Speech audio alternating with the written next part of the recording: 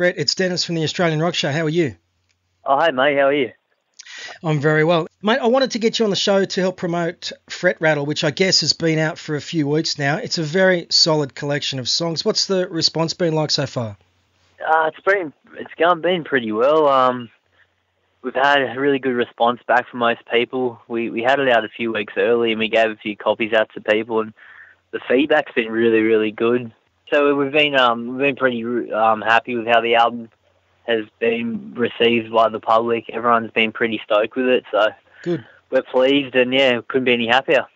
And you've just done a whole bunch of shows around Queensland and Victoria to promote the album. Toowoomba, Ipswich, Brisbane, Bendigo, Melbourne. Good crowds at those gigs, mate? Yeah, they all went pretty well. So we were up in Brizzy for a couple of nights. They all went well. We had a bit of a blowout on a Sunday night, but that happens occasionally. It wasn't the best gig, but we've always kind of stuck by the policy, if we're playing to 50 people or playing to, 500,000 people, we're going to still put in the same show and play the same. So we kind of live by that ethic, and every time we go out there, we try and put on a good show, and no matter how many people we're playing to. But, and then we went down to Melbourne, to Bendigo, and we played at a Cherry Bar on the Saturday night, and in ACDC Lane, that went off, and then we came back for our home show to launch the album at Frankie's Pizza in the city, and it was a really good night. Good stuff. And actually, before we get too far into the interview, I do want to plug some upcoming shows which listeners need to be aware of. Saturday the 7th of October, Release the Hounds are on at the Lasso Gowrie Hotel up there in Newcastle. And there's some more gigs locked in for Queensland in October. And we'll get to those dates at the end of this show. So you got plenty of merch for sale at those dates as well? Yeah, we do. So we've got, if you've seen what the album looks like, Fret Rattle, it's got pretty much an Australian theme too. We've got a couple of Marshall stacks on the front. We've got an SD there, and we've got the Eureka flag kind of draped over a couple of speakers. But yeah, we've got shirts, those shirts. We've got a couple of singlets with the Release the Hounds logo. We've got trucker hats, and we've got heaps of copies of the album. So there's enough stuff to go around for people to get. Now, the band's done a couple of high-profile supports over time. Choir Boys, BB Steel, The Great Dan Baird and Homemade Sin earlier this year. Any fond memories of those shows?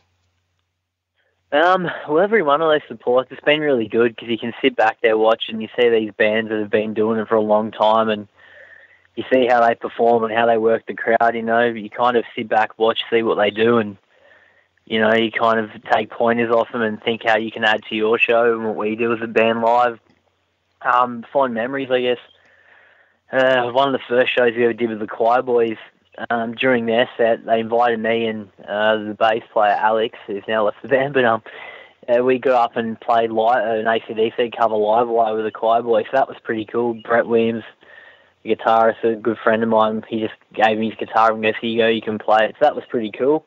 And around that time, they were doing a run of dates they were doing a bunch of ACCA songs anyway, so no, it was really good fun.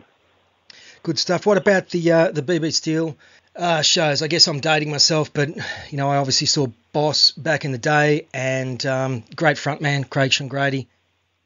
Yeah, I to be completely honest, I actually didn't know much about them. I'd heard a lot of stuff about them leading up to it, so I kind of did a bit of research and heard they've had a link with, I think, Phil Collins from Def Leppard, and he's done a bunch of recordings and stuff with them in an album or two.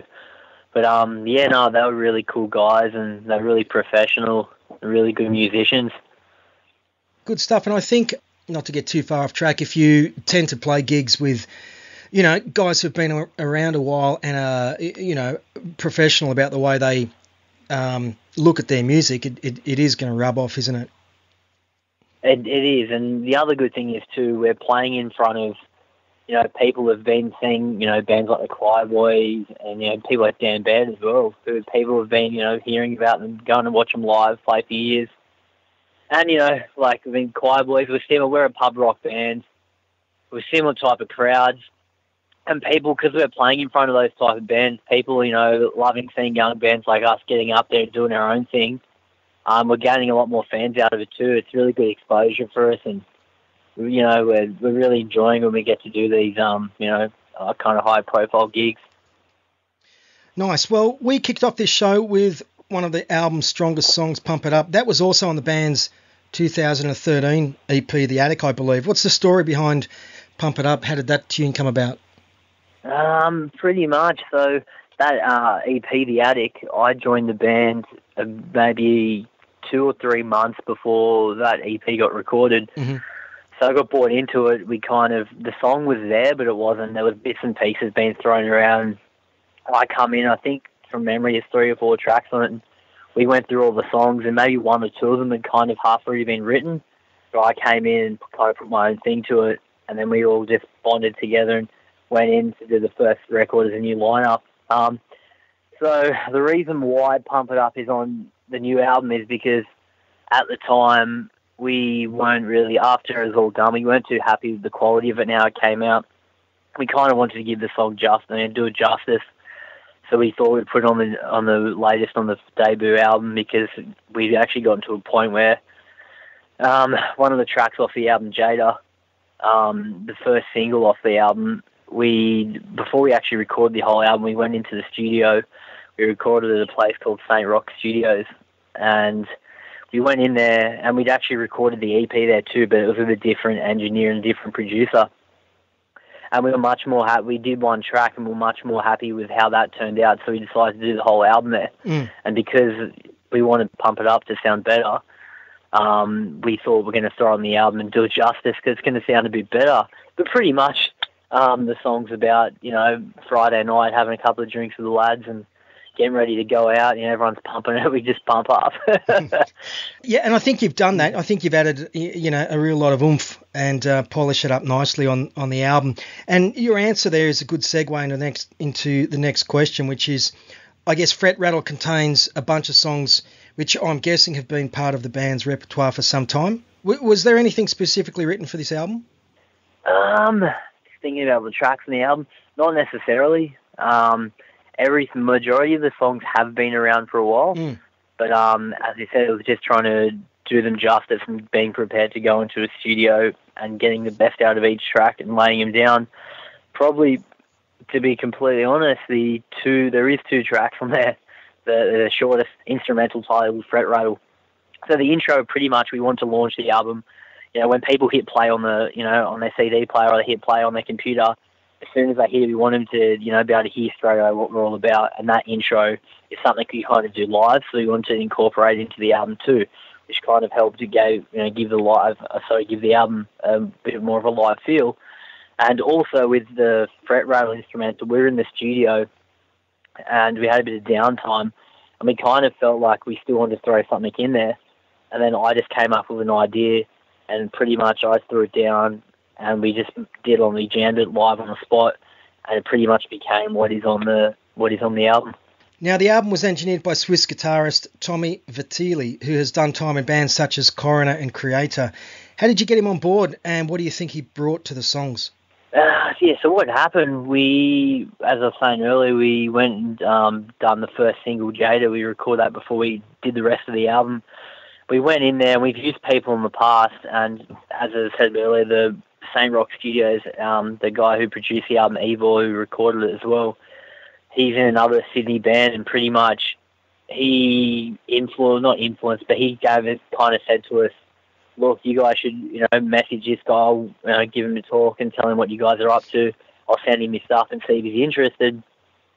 And through his connection, we all connected with each other, and he seemed really keen on what we were doing at the time, and he was really keen to get on board, and help us out. And with that, so we done the first song, and so he was for Jada, he mixed it, and it came back really good. And something that was missing on the last album, we're really unhappy with how last EP, we're really unhappy with how it sounded. But after doing the first track, Jada, we knew we'd pretty much gotten the right people and what we were after. So his experience, bringing it to the table, really, it really helped us as a band kind of bring that live sound to the record. We kind of told him what we're after, and he helped out. But there was also, the name escapes me right now, but the guy who actually ended up mixing and mastering the album, mastering the album. He done a lot of work with bands like Accept, who are actually recently down in Melbourne playing, but they're a 2-guitar band, so he'd done a lot of work with them, and we were just kind of really, really happy how the album came out, because it's always been something kind of hard for us to do, is capture that live sound that we bring, we have on stage, to bring it to a record, and we feel like we've got that for this record. Which leads me to the next question. I mean, many great live bands never manage to capture their live sound and energy in the studio, but I reckon you guys have nailed it. So you obviously just answered that. You think you have managed to capture some of the band's live power on Fret Rattle. Yeah, we're pretty stoked with it. I guess at the end of the day, you're always striving to be better and to do your best at your craft and keep working at it for everything to get better. But at this stage, we were happy with it, and we still are. But we can always work towards being better. But as you go, every time you go into the studio, you learn something different. You pick up hints and tips of all different people you work with. And a lot of it actually also came down to guitar-wise, because I'm the guitarist, but how the guitars are mic'd. There's kind of a technique we use, which is used on albums or by a producer, an engineer called Mark Opitz, and the way he recorded classic albums like Power Age, some of the early Angel stuff as well. We kind of picked up on the technique that he used how to record, how to mic up the cabs, and that was a bit of an influence on how we captured the guitars to be, a bit more raw and out there. But just the overall, we done a lot of the tracking, live in the room together too, and it was kind of like we were in all real tight, and we were playing on. It's like being on stage, but we're in a lot tighter and closer, and we pretty much played how we would play live on stage, and we just kind of wanted to try and capture as best as we can that live feeling. So all of us in the live room jamming out the basic tracks, that was kind of another way that helped bring that live sound towards the album. Mate, I need a little bit of band history if you can. So lead vocalist Ben pretty much formed the band back in 2010, correct? And then you joined the ranks 3 years later. What's the story there? Yeah, so Ben and the original bass player, Matt, they kicked the proceedings off in 2010. I think Ben and Matt were really they were kind of like the pioneers of the band. They wanted to go somewhere, whereas the people at the time that were in the band weren't as keen as them. So when I joined the band in 2013, the guys had put out like a demo, and I think there is still one track that is around from that time. We've kind of tinkered with it a little bit and rocked it up a bit more, but it's called Temptation, which is on the album too. So that was still around from back in those days, but it's kind of had a little bit of a change since then. But yeah, I joined the band in 2013 again. They were looking for a guitar player who really wanted to, take things seriously and get the ball rolling. And because a couple of dudes that they had in the band at the time just weren't committed as they wanted. Mm. And you were in another hard rock outfit called Roadkill, correct? I guess, what did you take away from your time in that outfit? That was like everyone in that band. It was really, really cool. It was one of those bands where we pretty much we done a lot of, like, in this band currently we do a lot of rehearsing, but with Roadkill we did always rehearse a lot, and I guess in the end, because we kind of pushed it too much, and me and the singer and the other guitar player, we were really, really committed. But again, it was the same type of thing where the other guys in the band that we'd always find weren't committed. At this point, it was a bass player and a drummer, and had a huge falling out on a trip down in Melbourne, and that pretty much was it. And we couldn't find anyone that wanted to come in and kind of be that and be committed. We just couldn't find anyone, and the band pretty much disbanded. And then I got a message from Ben not too long after, asking what I was up to, and I said, I'm really keen on original music, but he kind of told me what they were doing, what they're up to, and they actually had a US tour kind of was booked, and everything was organised, and he said, would you be keen to come on the trip and join the band? And I said, well, I'm keen to join the band, but I'm not sure about this trip. So I hear a bit more about it. So I joined the band, and within a couple of months we were going to be going over to the States, but it fell through because someone that was organising it on the other end completely, there was a few little details they didn't tell us, and would have been pretty hard for us to come over and do what we were going to do. So that kind of fell through. But there's always an aspiration again to maybe not necessarily the States, but there's a huge rock scene over in Europe, and they're probably a better market for us than what the United States would be currently. But yeah, over in Europe it's a really good rock market, so we're really hoping to be able to get over there pretty soon. And you've just changed bass players, correct? Vinnie has replaced Alex Gibbons, who was in the lineup for quite a while, wasn't he? Yeah, Alex was there. He was there for a while. I still do play in another band with him. I play in an AC/DC cover band with him called Thunderstruck, and he's a bass player. And that's kind of how he got brought into the band. Alex, we were looking for a bass player because our old bass player had to leave, and he was keen on it. But yeah, just in recent times, Alex couldn't commit to the band as much as we needed him to, and a few other things got in the way. So Andy, the new rhythm guitar player who we've had for nearly a year now, or maybe a few months, I'm not too sure. Time flies. But yeah, he's the best mates with Vinnie, so he brought him into the band. The band's sounding tighter than ever. Vinnie's really brought something to the table because he's actually a drummer, but he's a bass player as well. But he locks in really well with Lewis, the drummer, and the rhythm is really tight. It's never been fucking better. Well, it's a familiar story, isn't it? Finding a lineup of players in the band who are all on the same wavelength and have that same commitment. And I know that you've had some lineup changes since the inception, and I've only seen you live a couple of times earlier this year. But I reckon if you can lock down a powerful rhythm unit along with yourself, Ben, and Andy Lawrence, who make a pretty formidable trio, I must say you'll go a long way towards greater success. Yeah, that's it, mate. That's the challenge, just making sure we can get everyone on board and everyone's keen to. We all have the same mindset. We all know what we want to do, that we're all in together and one tight unit, just, there to bring our rock and everything we do to, stages around the country and hopefully overseas soon. But as long as we're all on the same page and, we're all committed, which we are, we're hoping this current lineup's going to be one that does it for us. Well, the overall sound of Release the Hounds is one that is littered with catchy hooks and killer riffs, along with some searing lead guitar work. And one track which clearly displays that is Temptation, a tune we'll take a listen to in a bit. Mate, can you please intro Temptation with a bit of background info? Yeah, so this one's Temptation. As I was saying earlier, it's a demo that's been written.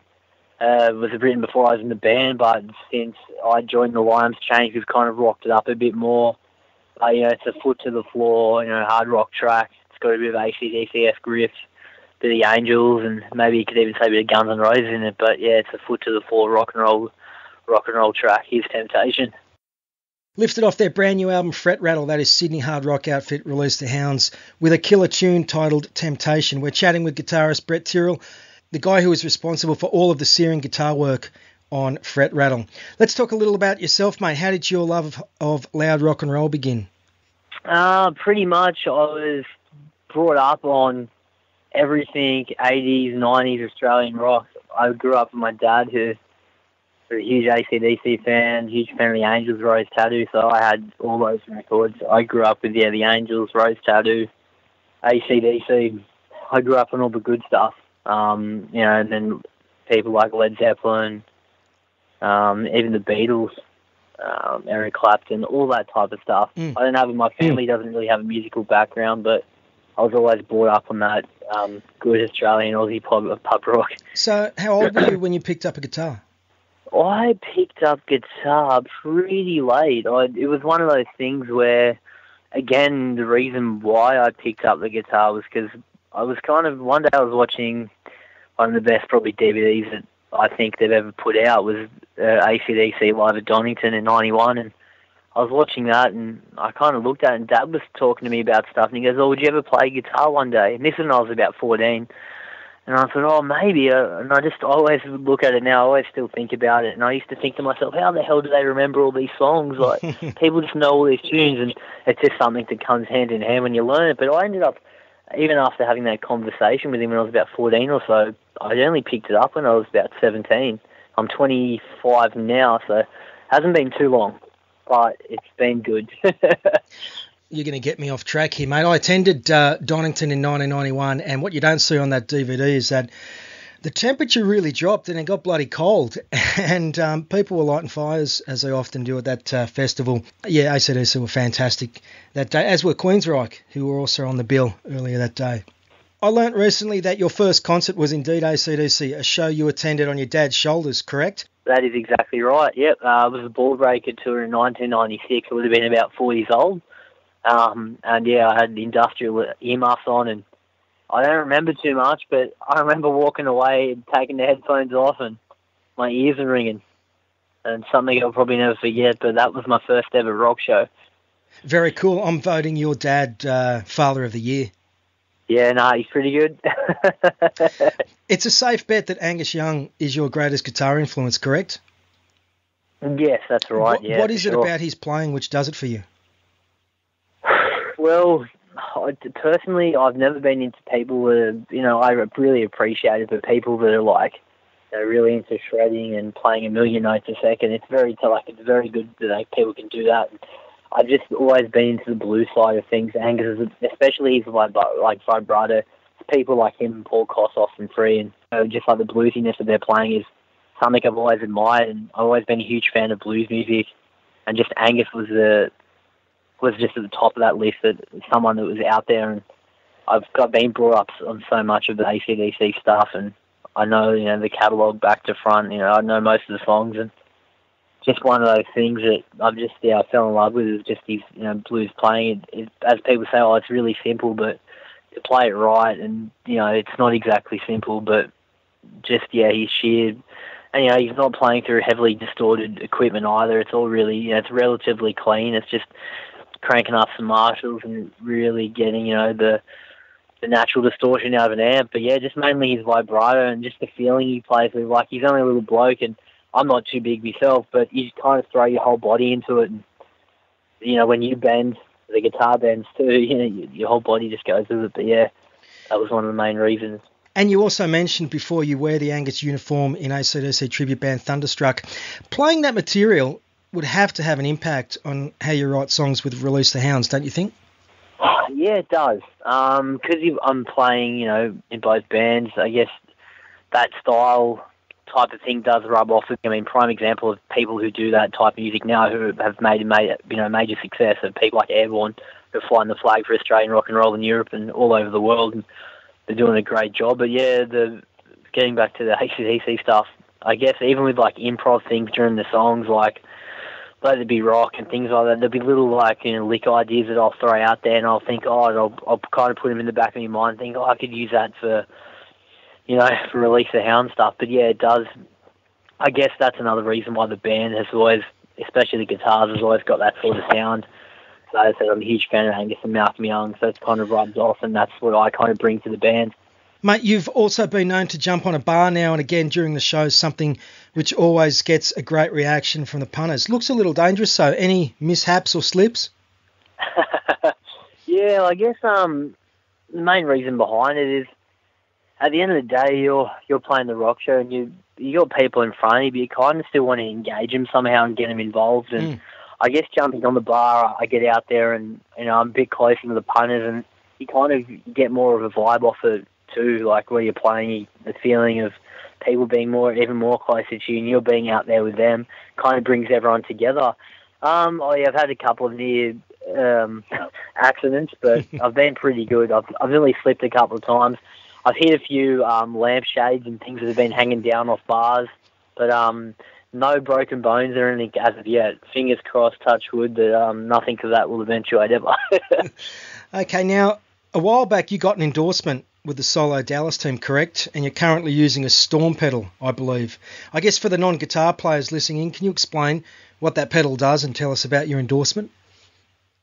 Yeah, so the company Solo Dallas is a company who one of the main guys who's running it, Filippo, from over in, he's an Italian-American, he lives over in America now. He was actually recently in the Bond But Not Forgotten tour that went around Australia. He was playing the lead guitar stuff. So what happened, he pretty much was doing a massive, look into the Back in Black album, the tone that Angus and Malcolm, but mainly Angus, had achieved on that record. And, he went to all, like, detail. He got the right amplifiers, the right guitars in the same year. He put a heap of effort into it. He always wanted there was something missing. And anyway, he went back to an old guitar magazine and he had a look, and there was an article where they'd asked Angus to use any special effects units, and he replied no, but I use my Schaefer Vega wireless. The Schaefer Vega wireless was a wireless system that was used by most 80s rock guitarists back in the day. Angus was one of the first people to use it, so late 70s and into the 80s. Eddie Van Halen used it too, but what people didn't realise was it wasn't just a wireless, it actually had a compression and a boost and a thing to boost the signal there, so kind of actually overdrew the amplifier just a little bit more. So what he's done recently is, with the help of Ken Schaefer, who was the original maker of the Schaefer Vega wireless system, they brought out new units. And pretty much it's not a wireless, but what it is, it's just mainly, it's been created so you can get the tonal characteristics from the wireless, because these days the wireless technology is great. They're not going to go back and try and copy wireless systems from back in the 70s when technology is far more superior these days. But yeah, that was his aim, and he's now reproduced, which I use. I use one of the Schaefer Vega replica towers. I've got one of the first models that they made, and other than that, they also have pedal forms as well. They've got the Schaefer pedal, and then they're one of the more recent products. They've got the Storm, and I've always been a friend of Filippo's for a few years now, and our relationship just continued, to grow greater. And I finally got to meet him a couple of years ago, went over to LA, and from there we kind of, worked it out, and I'm now endorsed by the Solid Dallas company, and they're a great bunch of people and produce fine products.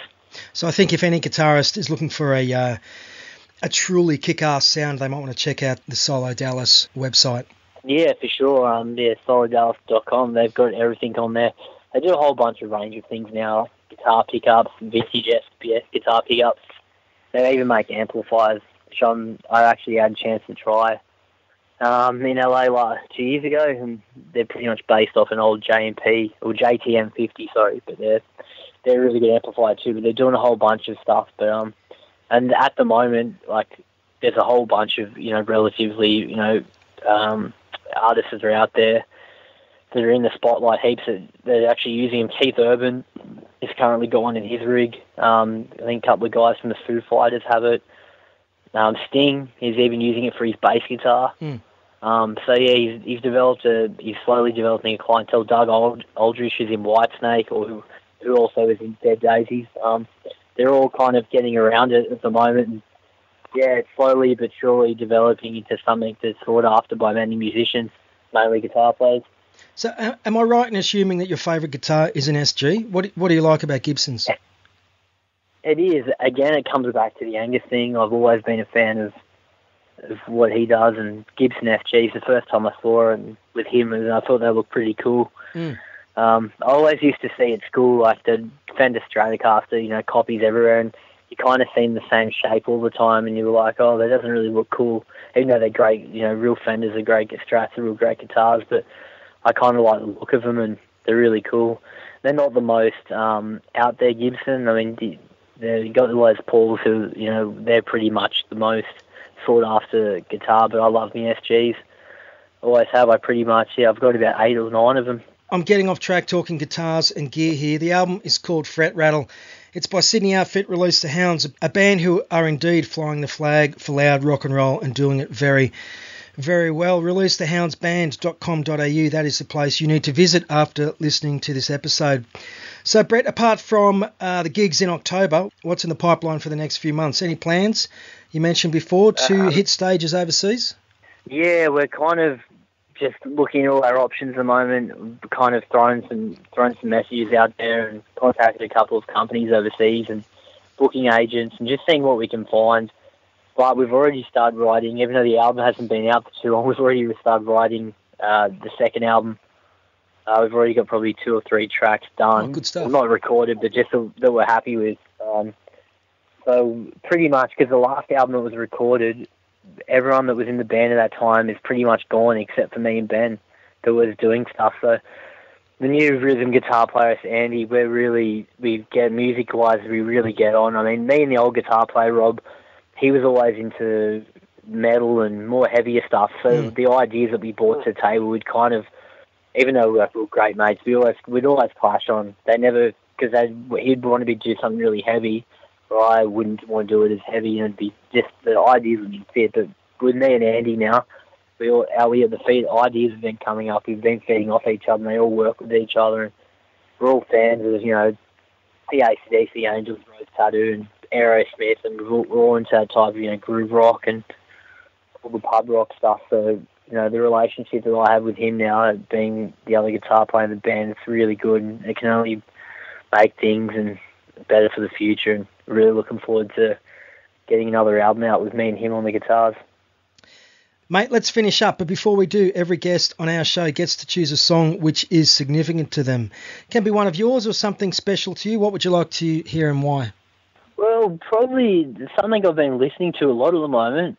There's a song off the Razor's Edge album back in 1991 called The Razor's Edge.